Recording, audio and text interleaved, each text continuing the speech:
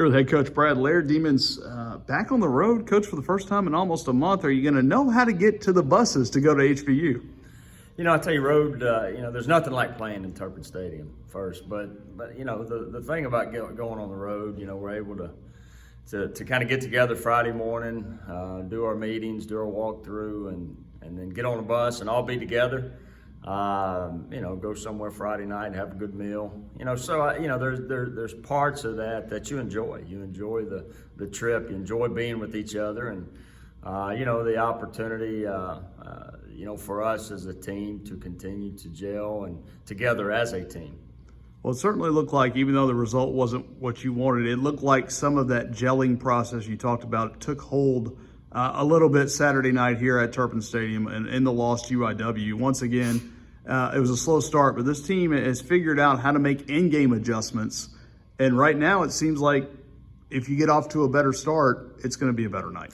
Yeah, it's been, we talked about it yesterday. You look back at the first 2 weeks, both of those being on the road, where we have started fast compared to the last 2 weeks the last two times we played at home.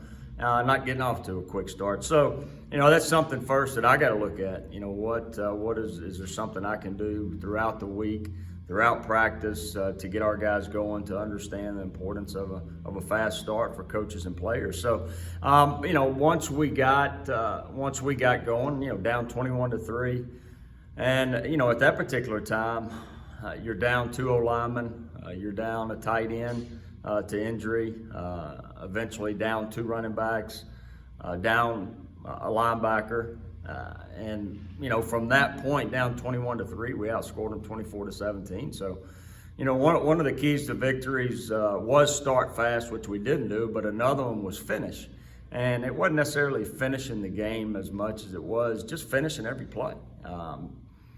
You never know how big that particular play is going to be, so make sure that you take advantage of that particular situation. And I thought our guys just put our head down, continue to go to work. Coaches and players did a great job. Sideline did a great job there in the second half.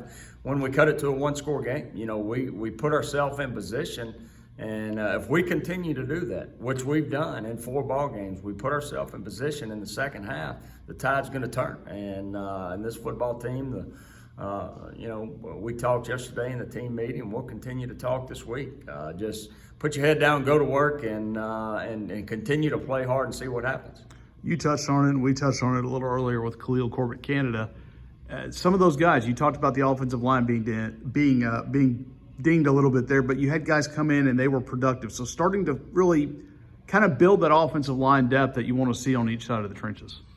Yeah, when you talk about depth, that's one position that it showed.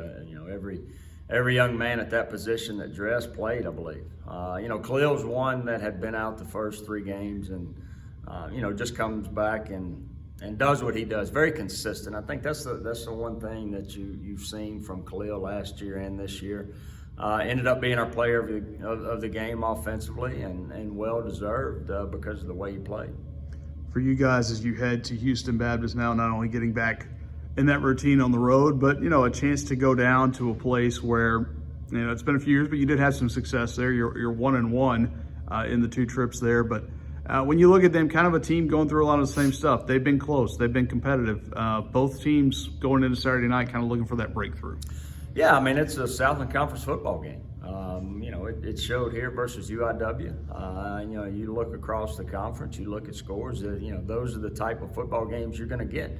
And what I mean by that, week in and week out, no matter the record, no matter of who you're playing, it's going to be a 60-minute ball game, and you got to prepare for that 60-minute ball game, and then execute and be consistent throughout the game. Houston has been a big part of your recruiting efforts throughout the years here, and it's been very good to Northwestern State. And one of those guys that's going to go down for a little bit of a homecoming is Isaiah Longino. And 2019, last time you guys played there, he obviously wasn't able to play. He was injured. There in 17 as a freshman as a linebacker, he has come a long way in a lot of different ways since he first got here when you were the defensive coordinator.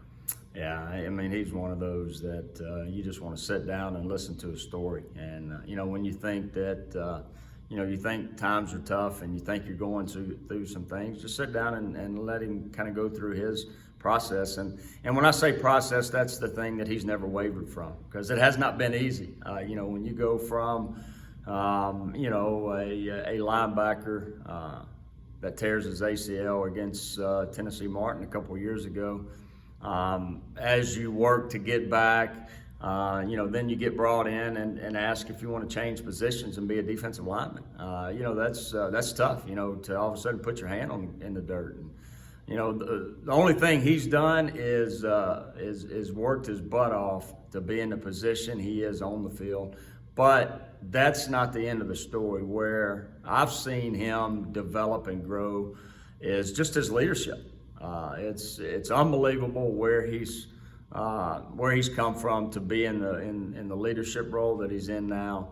And I think a good example is that he was chosen as one of the 11 champion team captains.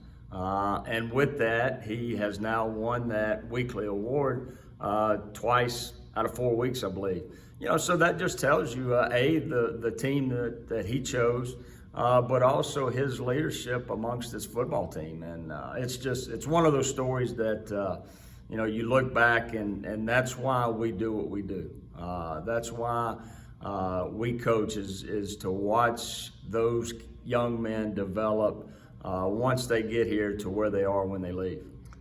Is what he went through with the injury and the position change, do you think that is part of what endeared him to the guys in the locker room?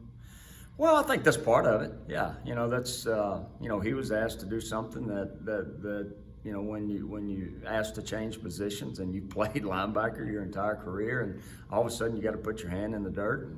And, I think the thing that the other guys saw in him is somebody that shows up every day to go to work.